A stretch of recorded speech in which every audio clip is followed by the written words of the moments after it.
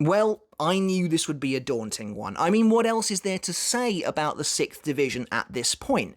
In my opinion, and not all Gotei 13 divisions are created equally, that's for sure, but as far as I'm concerned, the 6th division is the most popular, the most important, and has the biggest overall role to play within the world of Bleach. Now, of course, there are some divisions that can compete that, notably the 11th division, the 12th, and the 10th, I would argue being the overall biggest divisions in the series.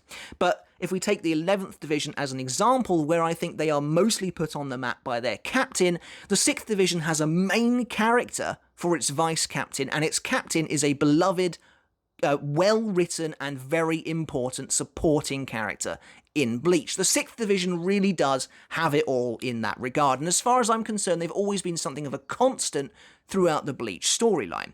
So it's an understatement then to say that they have a major part to play in the world of Bleach, which is why I felt this was going to be a daunting task. There's an awful lot to cover here. Now, while I do believe the 6th Division's importance peaks early on in the series, they remain a major point of focus right the way through to the very end. But as we do in all of our Gotei 13 series videos, in this one I'm going to do an overview of the 6th Division as best I can, look at and recant their role in the story, but we may do it slightly differently this time, and look at some of the more prominent characters that make up the 6th Division. Before we get started on the video, guys, if you haven't hit subscribe yet, make sure to do that now for more Bleach content like this every single week. And if you enjoyed the video, make sure to give it a thumbs up as well to support me and the channel, and hopefully will just get us more traction on the YouTube algorithm. And if you really like what I do here, do you want to take that support for me another step further? I do have a Patreon for the channel as well. You can get videos like this one early, and you can support me there for as little as $1 a month. Everyone who's doing that is coming up on screen right now as patrons of the channel, and as always, I want to give you guys a huge shout out. Thank you so much. I really do appreciate it. It's been said before that despite his antagonistic role in the Soul Society arc, Byakuya Kuchiki is seen by many as a model Shinigami, the shining example of what you should aspire to be as a Shinigami moving up through the ranks in the world of the Gotei 13. He is dedicated, dutiful, powerful, authoritarian, and believes solely in the cause and law of Soul Society, which is exactly what they want Shinigami to aspire to be. Of course, we see this leaves Byakuya as being somewhat a cold individual, aloof, standoffish, believing himself to be above others. So that's, of course, as well, a big part of that is due to his noble upbringing. But he is contrasted greatly by his vice-captain, Renji Abare, who has that same drive and desire to be powerful, but unlike his captain, who was kind of given everything from birth and lords it over everyone else, Renji is, by his own admission, a dog of the Rukongai. He has fought tooth and nail to get where he is, and there is a real class divide between these two characters, where most captains and vice captains should work together in tandem as a duo. Byakuya and Renji are heavily juxtaposed, and that is one of the major driving points of the conflict between these characters' arcs in the Soul Society arc, being this class difference. And the Soul Society has a real issue with class divide, something that's not really gone into too much, but is a major focus point of the dynamic between Byakuya and Renji, which I've always found to be fascinating.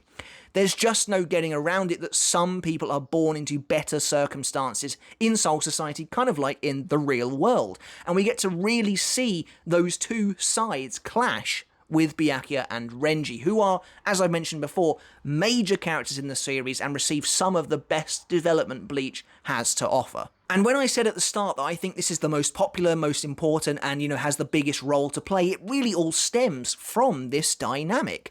Byakuya is the main antagonist for the first major story arc of Bleach, which means he gets a lot of exposure in comparison to nearly every other captain, and Renji becomes a main ally of Ichigo after being a major rival to him. So both of these characters are audience-facing from the moment they arrive and really never leave our subconscious. Much like the 2nd Division is with the Omnitsukido, the 6th Division is intimately tied with a faction outside the jurisdiction of the Gotei 13, being the Kuchiki clan, a noble house, one of the most powerful of the remaining noble houses in the series that hold an awful lot of sway and influence over the Soul Society itself.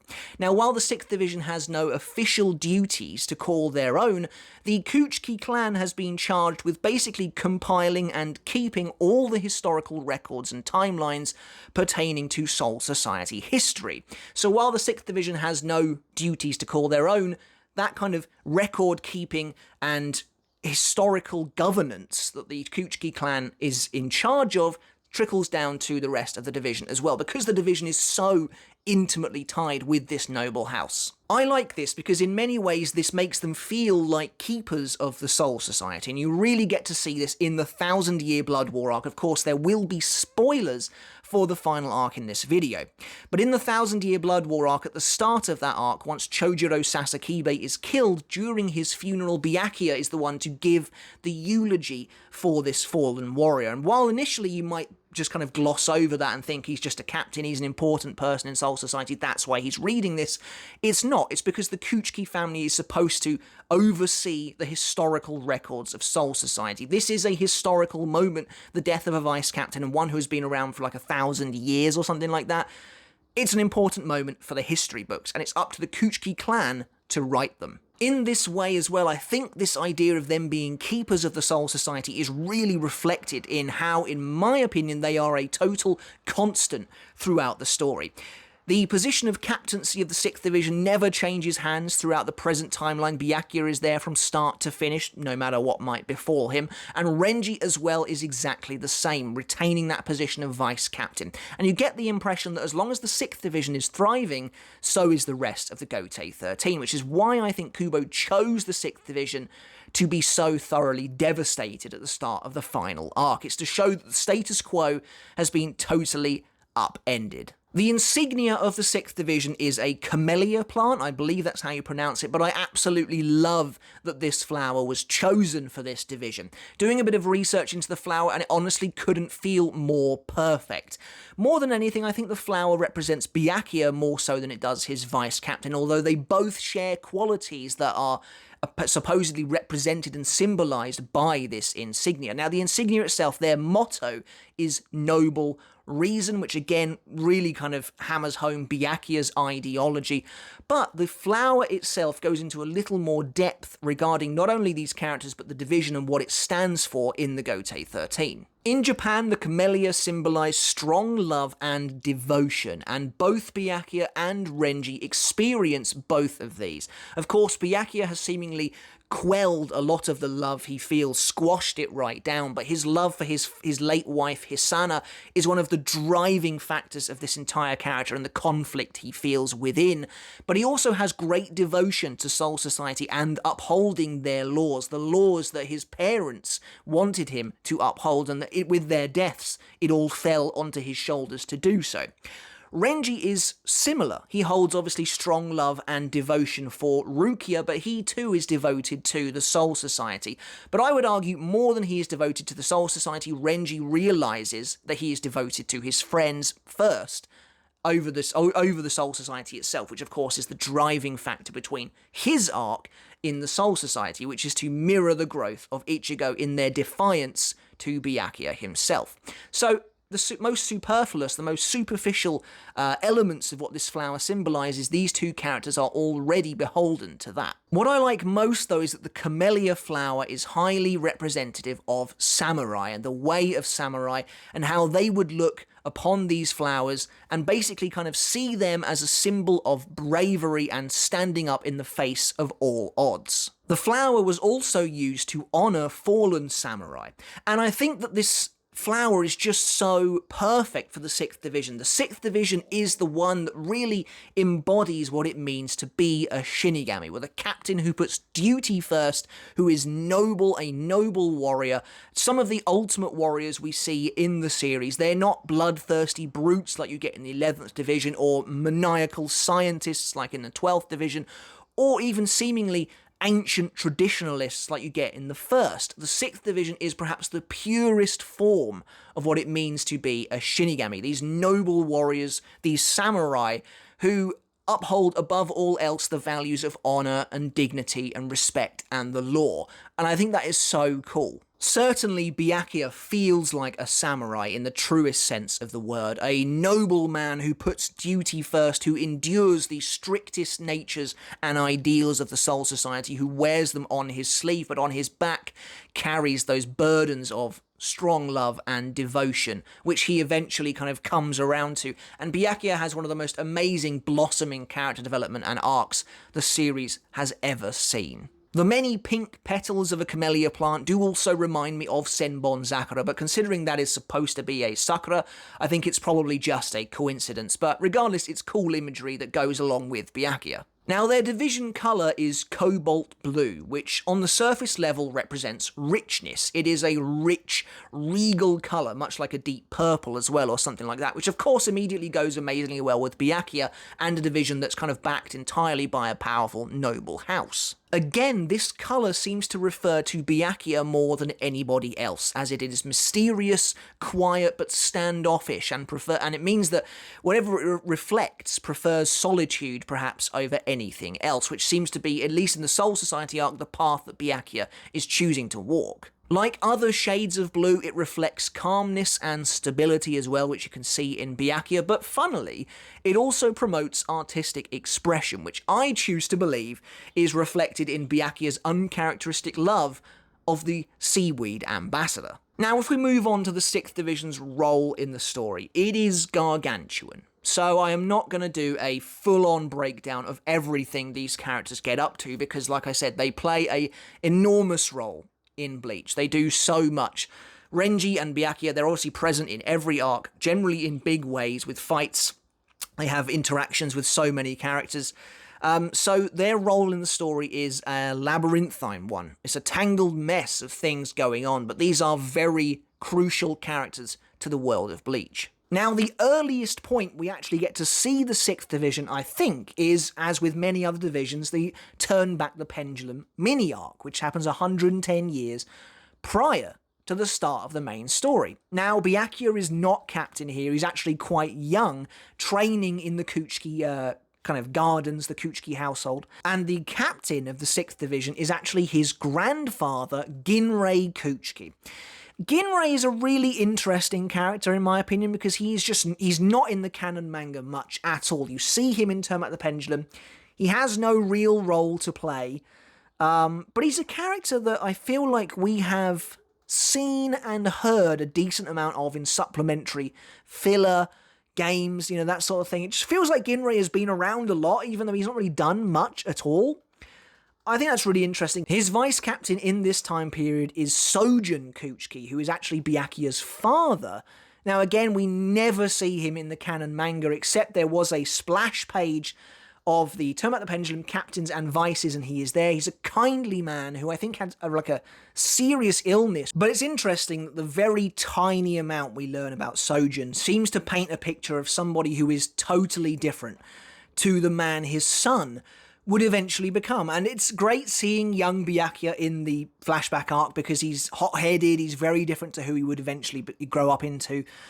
And it's just really neat, but the 6th Division on the whole doesn't play a big role in that Turn Back the Pendulum arc. At the very tail end of the Agent of the Shinigami arc, Byakuya and Renji arrive in Karakura Town as some of the first principal antagonists outside of the Monster of the Week Hollows that we've been seeing up until now. They represent the first real step into the world of Bleach, the wider world of Bleach that we would come to know and love so dearly. Their presence in Karakura is lended a very ominous and sinister feel. These two warriors clad in black arriving on the scene. Clearly something of a very serious nature is going down here. Fun note, of course, you'll all know that Byakuya is not wearing a Hayori at this point in time, because Kubo, I don't think, had actually decided on that, finalising that idea for how to distinguish a captain yet. And it's kind of cool seeing him like this, dressed like your sort of average Shinigami. One thing I really do like that, again, never really made a return, unless I'm missing it, are those kind of white veils that they're wearing over their face during their very initial appearance that you see them removing, I think that looks really cool, and I think it again helps them look really kind of creepy because they've got this faceless look to them. But they arrive in Karakura Town to arrest Rukia. It's the first semblance of a true villain, or at least an antagonistic force that Bleach has. And many people would say that the series only really starts to get going with the arrival of Byakuya and Renji. Already, they are making serious waves. This scene is smart, acting as the climax of the Agent of the Shinigami arc, where things suddenly get real, basically. Everything has a real consequence. Ichigo manages to get slightly the upper hand over Renji, but is taken out without any effort whatsoever by Byakuya in a legendary scene. One of my favourite Byakuya scenes ever, with one of my favourite Byakuya quotes ever. And it's just so stylishly done, Ichigo toppling over, falling, at normal speed, but to Byakuya, he's moving so slowly, it looks like Ichigo is even collapsing in slow motion, and he says his famous line, "You're slow even to fall," and Ichigo just collapses at his feet. It's so iconic, it's wonderfully done, and it sets up that early rivalry between all of these characters. And I think it's just handled excellently, and it immediately kind of paints a target on these two characters back, as well as they're going to be major players moving forwards. But their biggest role, of course, comes in the amazingly well-written Soul Society arc. And I feel like I sometimes see people saying, the Soul Society arc is massively overrated, and I just couldn't disagree more. You only have to look at this arc to see the subtleties, to see how well written it actually is. Look at the cast of characters. You've got all of the Gotei 13 involved here, all of Ichigo and the other Ryoka, and yet everyone has something to do. That is crucial. That is the sign of a well-plotted out piece of fiction. Where later arcs, don't get me wrong, I love them. Probably my favourite arc in the series is the final arc, which is probably pretty contentious.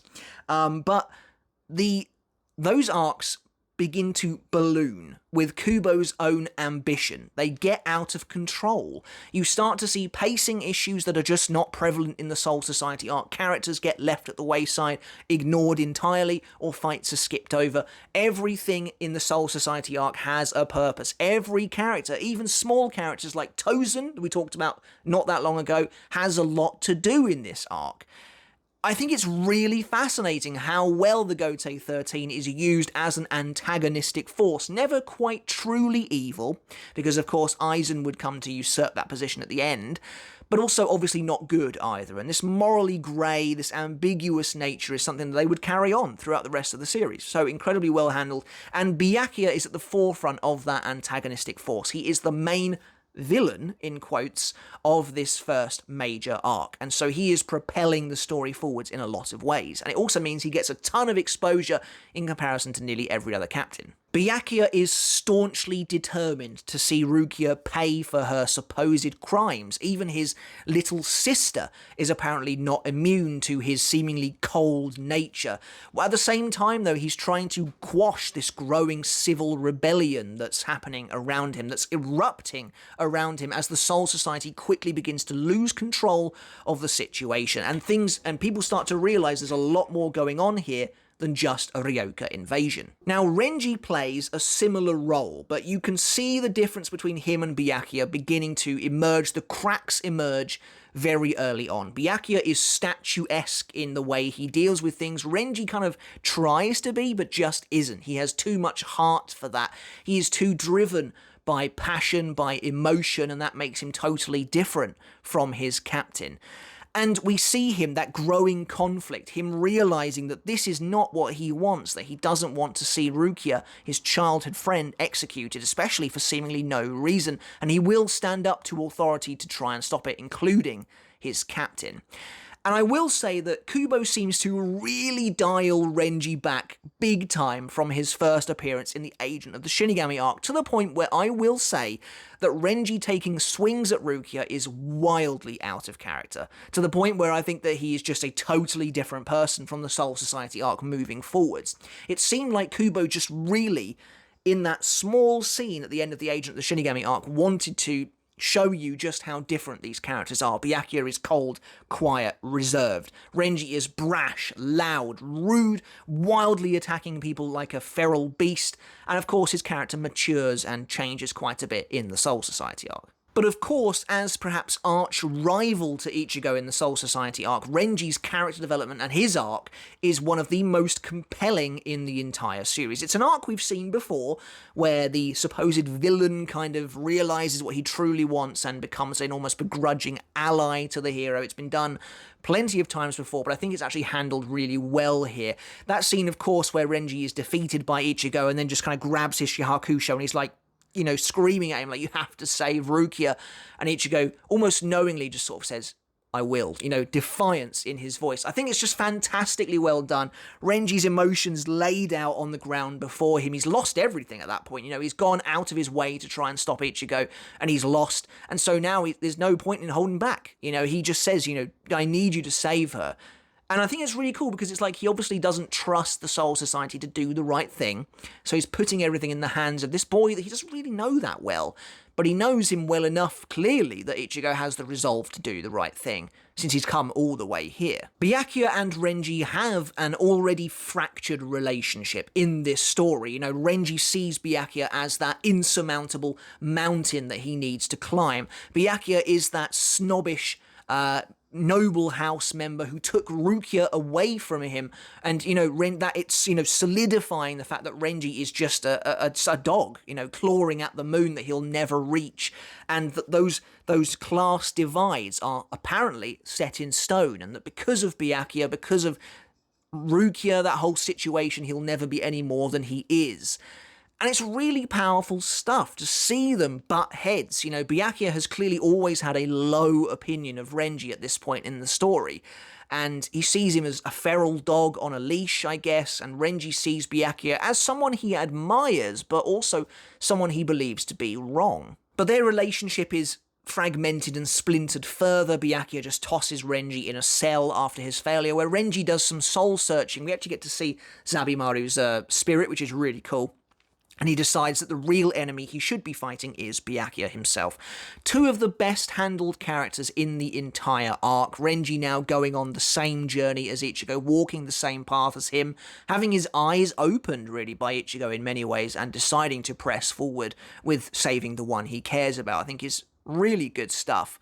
And Byakuya just being the total opposite of that and trying to shut him down at every angle he gets. The civil war that breaks out in Soul Society is one of the best conflicts in the entire series.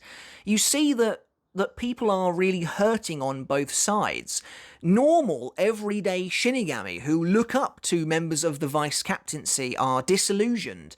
You know, there's that character who's a member of the 6th Division, Rikichi, who you never see again after the Soul Society arc, I don't think, which is weird, but he like majorly idolizes Renji to the point where he started to get the same tattoos as him, and you get those moments where he is unable to comprehend why Renji has suddenly turned his back on both their captain and the laws of Soul Society.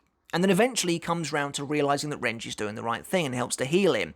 And it's great because I think you really get to see both sides of it, and it's a really well written war, essentially, that's breaking out. Renji's battle against Byakuya feels inevitable, feels earned, and it's really well handled. Of course, Renji has learned Bankai by this point. He heals Zabimaru, and he uses it against Byakuya, and he's been fighting, it feels like, for Byakuya's respect for so very long. Like I said, Byakuya sees him as this lowly, mangy mutt in comparison to a highborn noble like himself, and Renji really takes him to task in this fight. Like, Renji is not really pulling his punches. I love that. I love Byakuya's snooty, you'll never even get me down on one knee, and then Renji manages to do that. Even though Renji loses that fight, it feels like, in some ways, a victory for his character. He has stepped up. You know, he's always seen Byakuya as this unreachable goal.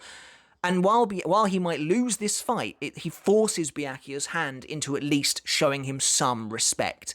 Byakuya is ready to just leave him to die, but Renji's unflinching resolve, his unfailing conviction allows him to get back onto his feet. One of the best scenes in the Soul Society arc, he channels Ichigo himself, the two of them believing, that they made a promise. And I love that moment as well. That's one of my favourite moments, is when Renji's like, I swore, and Byakuya's like, you swore? To who? And Renji's like, to no one but myself, as he just crushes Byakuya's blade and tries to run him through. It's so good, and it's both a physical and figurative version of Renji's blade reaching Byakuya, because that's what Byakuya always says, your blade will never reach me.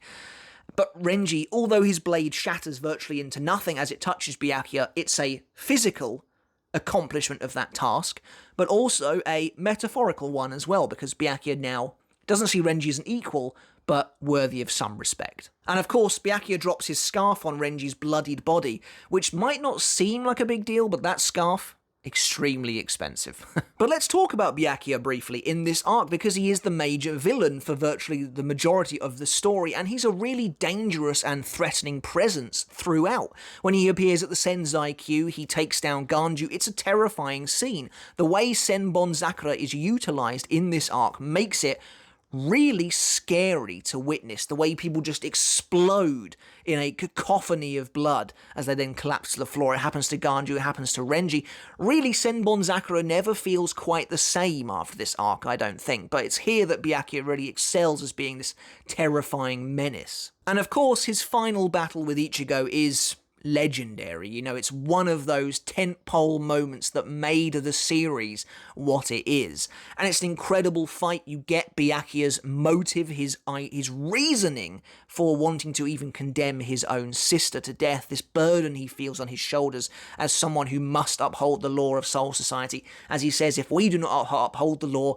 who will? And, he's even willing to go as far as to executing Rukia for that. But it's interesting because it's like his motives are kind of noble, but they are misguided. He is wrong to do what he does, and Ichigo's defiance kind of awakens something in him, I think. He sees in Ichigo someone who is not like him, but can kind of show him a new perspective, and I think that's really crucial to their development as a kind of relationship that blossoms throughout the series. Now, in my opinion, with the end of the Soul Society arc, Renji's arc kind of comes to an end. I don't think there's much more this character can really do.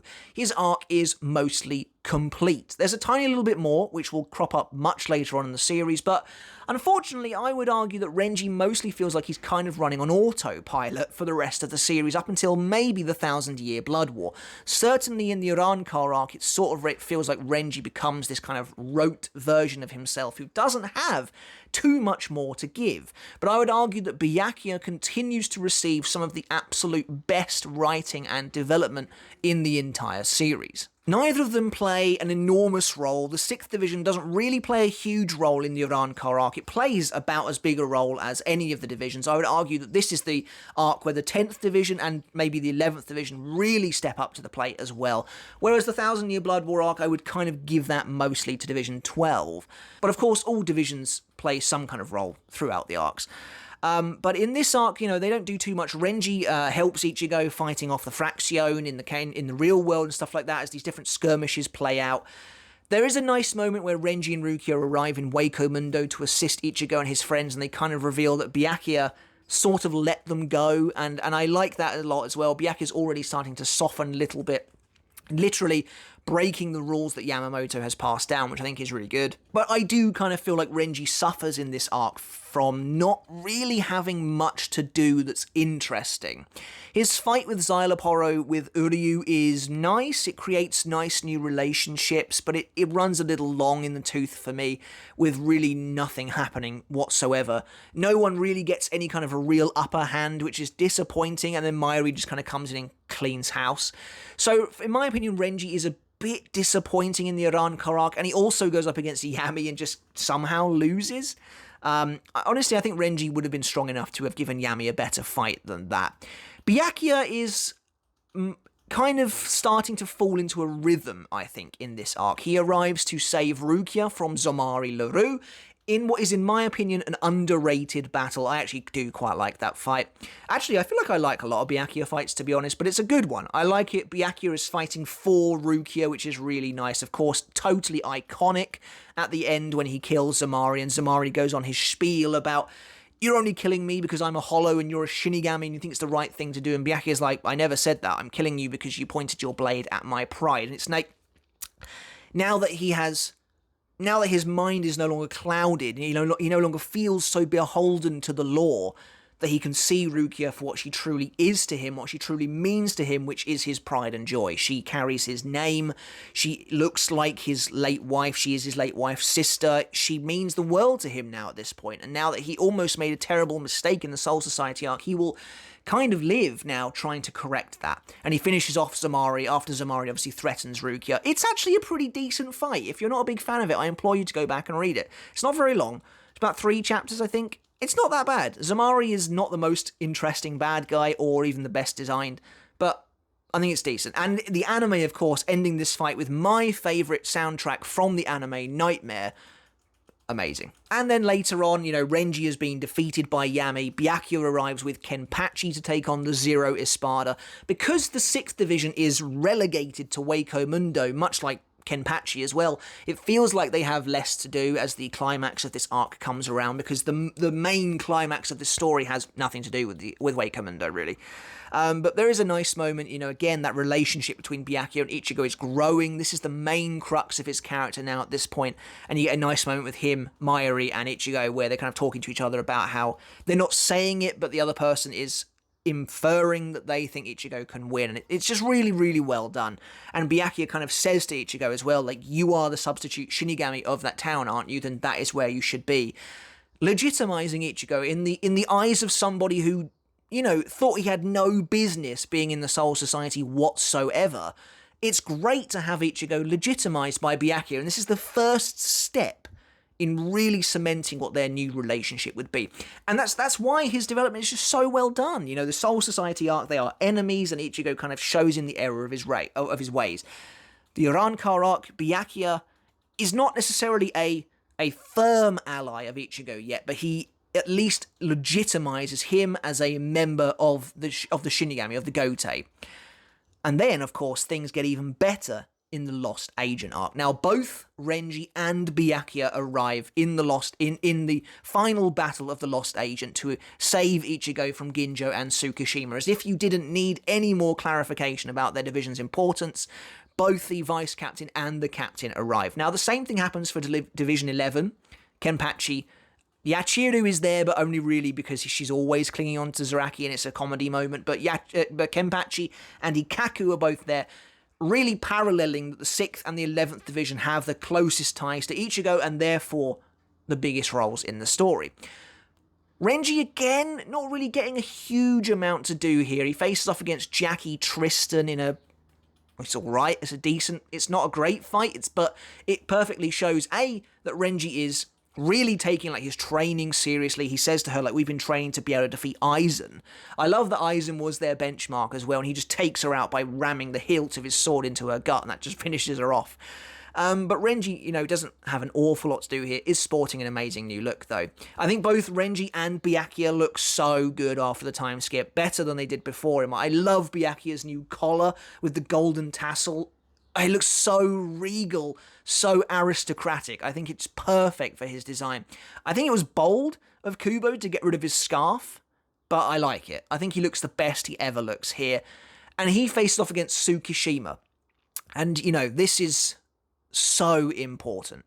I love, love, love that Kubo gave this fight to Tsukishima, because Ichigo was at his lowest point. We've discussed this in a video, that he was at his lowest point here, but he never quite crosses the path of the point of no return by actually killing Tsukishima in cold blood. Now, Ichigo does get his first conscious kill in this battle, where he takes out Ginjo. But there's a different feeling there. Ichigo is level-headed, he's doing it out of a sense of duty, but also compassion. He knows that Ginjo is on a self-destructive path that will never be ended, and even Riruka says that she knows that Ichigo saved Ginjo. If Ichigo had butchered Tsukishima, it would have been a point of no return. This hero character, this golden character, would have been permanently tainted. Now, that doesn't apply to Byakuya. Byakuya is a cold, hardened warrior, a samurai in the truest sense of the word, fighting not just for his friends here, not just for his survival, but for Ichigo's honor that Tsukishima has robbed of him repeatedly at this point. Byakuya is here to put a stop to this menace once and for all. I do love this fight. No shame in it. I think it's fantastic. It's probably in my top 10, if not higher than that. I just think I love how it looks. I love both the characters involved. I think it's so much better in the manga than it is in the anime because the pacing is all off in the anime. Good OSTs, good voice acting, all that sort of thing. The animation's a little bit skew-whiff, but the manga is where this fight is at. Razor Edge Requiem is a great chapter. And obviously the most important takeaway here is that Tsukishima thinks he has won. He cuts Byakuya with Book of the End. That should be the end of it. And his powers do affect Byakuya. He places himself in Byakuya's past as somebody who has trained Byakuya, been a mentor to him, and taught him everything he knew. But regardless of that, Byakuya kind of overrides the power of Book of the End and kills him anyway. And Tsukishima, we know, as he starts to lose his grip on his victims, he will up the ante a little bit. And I think you see that here. As he is dying on the floor, he decides to change tact a little bit and up it from I trained you to I literally saved your life. But it doesn't work. And Byakuya tells him why explicitly. He says, yes, I owe you everything, but regardless of that, you are an enemy of Ichigo Kurosaki, and therefore I will cut you down. And that is crazy, because now you see the amount of respect that Byakuya has for Ichigo. Again, it's that step-by-step plan of his development. They were enemies, but he got shown the right way of doing things. He legitimizes Ichigo as a member of the Gotei 13, and now he will kill someone that he supposedly has known all of his life because they are making Ichigo's life a misery. And that's huge. Now Byakuya clearly, I would argue, sees Ichigo as not only an equal, but someone to whom he can depend on, and vice versa as well. And then we get to the 1,000-year Blood War arc, and I know that as far as the 6th Division goes, this is a bit of a contentious one, the age-old question about whether or not Byakuya should have died or not here. In the first Quincy invasion, Byakuya is nearly killed by Asnot, as we know, and we get another of my absolute favourite moments in the entire series. I can't stress it enough. I love how this is handled. Byakuya pummeled into a wall, more blood on the outside than in. Ichigo arrives before him. You don't get to see his face until the end of their exchange, and Byakuya just talks. Ichigo, uncharacteristically, doesn't really say anything, doesn't retort, only when he's asked a direct question. But Byakuya says, I'm not going to last much longer, and he's just covered in blood, and he's like, as a captain who commands men, I have let these foul beings stomp all over the Soul Society and the Seirei. My failure has meant that there will be holes in the hearts of my squad mates' families. And that's like really powerful. You see that woman standing by a window, like clearly she's lost her partner or something, and Byakuya is just like, my failure has caused this. And he says, please allow one last request from this contemptible man standing before you. He looks up at Ichigo, tear runs down his face, mixed in with the rain. And Byakuya asks him straight out, please protect the Soul Society, Ichigo Kurosaki. And that is, it's beautiful. It's beautiful. And I think, as far as I'm concerned, the 1,000-Year Blood War arc can never be truly bad when it has moments like that, with emotional heft like that. This is a guy who, even when he legitimizes Ichigo's position, he says to him, no one in the Gotei 13 of the captain class will ever actually need your help. Don't, get above your station. And here he is just crumpled and crying, and he says, do what I can't, protect the Soul Society, because he knows they've got no hope. And it's brilliant, and as far as I'm concerned, that is the end of Byakuya's character arc. That is the end of his development. Should he have died? Maybe. Yeah, I do love the moment with Rukia a little bit down the line, but I think it is superfluous. I don't think she needed that moment. And I think Byakuya's arc is completed here. But that moment later on with Rukia where he, legitimizes her, witnesses her Bankai, leaves her to kill Az, I think it is wonderfully done.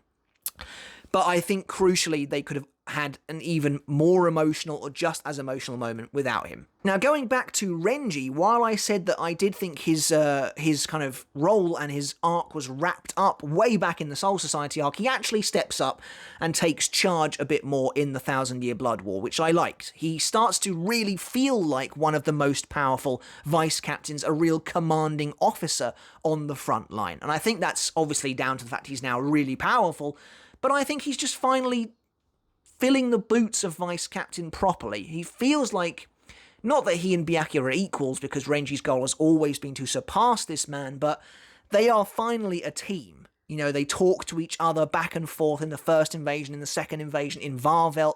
They are working together perhaps more than we've ever seen them do before. I would have liked more of that. I think that Kubo really could have capped off their relationship by really showing them in a fight together. The closest we get is a tiny little bit at the start of the Gerard-Valkyrie battle when Gerard is thrown backwards. You get a panel of Senbon Sakura and Zabimaru kind of intertwining to smash him into a wall. That is cool. Would have liked more of it. And that's actually something I think we'll get probably expanded on in the anime. That seems like a perfect place to expand, is showing Byakuya and Renji actually tag teaming in a fight against this Sternritter. That would be awesome. But where Renji's development really continues in this final arc is in his partnership with Ichigo, their growing bond. They are no longer just former rivals, enemies turned friends. They have one of the firmest, purest bonds in the entire series. And where Byakuya isn't necessarily going to be so straightforward in being like, you're a really good friend now, Renji is. Renji, as I said at the start of this video, wears his emotions on his sleeve. He's a lot more open about things like that. And you know, perhaps it's the absence of Ishida, but Renji really fills that role of Ichigo's brother in arms in this arc. And I really like that. You can forget about Chad having anything to do with that kind of plot. It's just not going to happen anymore. That ship has sailed. But Renji has been given that role now, and I think it works phenomenally. He goes up to the Royal Palace with Ichigo, they go through that training together, and they grow stronger together. And then much later on in Varvelt, Renji is the one who gets Ichigo up, who's like, we can't give up now. There has to be a way. There's always a way.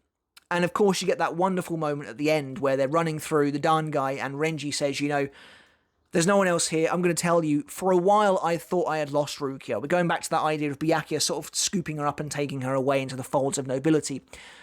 Renji being like, I thought I had lost her, and I thought we drifted really far apart. But eventually what brought us back together was you. And basically, Renji is saying here, the reason Rukia and I can perhaps be together later on is because of you. And he says, because of that, no matter where you go or what you do, I will always have your back. Now, don't let me be so mushy again. It's a great moment, and it's like, again, while I said that Renji's character arc ends in the Soul Society, this is its ultimate cap. There really is no further this character can go, I don't think, than basically professing to Ichigo that he will always be his brother.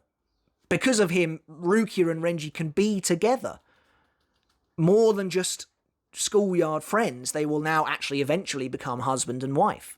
And it's a crazy, crazy big moment for this character, and it's really well handled. And of course, speaking of that, Byakuya and Renji's relationship is obviously, that class divide has clearly been patched over, or they're not interested in that anymore. Byakuya has kind of turned away from that. He allows Renji to marry Rukia. You know, he obviously now has a very high opinion of this man, and he is proud of the man who serves under him. And I think it's just fantastically well handled. And so briefly looking at the important characters then, we've talked in depth about Byakuya and Renji. My voice is completely going. Ginrei, like I said, Byakuya's grandfather, a strange character who we don't really see much of. He is in the canon, which I think is fascinating. I always think it's really interesting when we see these historical characters for even just a little bit in the manga, because, you know, it legitimizes them in that way. But we don't really get to see him much at all, but I think he's a cool character. I'm presuming he just retired at some point. And then there is Byakuya's father, Sojun Kuchiki, as well. In terms of other characters, we mentioned Rikichi, who is an unseated officer who just totally idolizes Renji. Then there are these two other characters. The ninth seat of the 6th division is Mihane Shirogane, and then her father is Ginjiro Shirogane. And these are characters who don't appear in the manga. I think Mihane appears... I think both of them are mentioned in the bootleg book. Mihane, you see a small image of her in there, but her father is never shown. But he used to be the vice captain before Renji, until he decided to go and make Gin Tombo, which I believe is like the Dragonfly glasses shop. Basically, it's a glasses shop for Shinigami. That's where Renji gets his stylish goggles from. I think that's an interesting little detail, but those characters, they don't have any bearing on the story at all. But it's nice to flesh out the division a little bit more. But I think that's pretty much it for the 6th division. This is easily the longest Gotei 13 video we had. I could have gone into way more detail about their role in the story, but I was really trying to cut it down.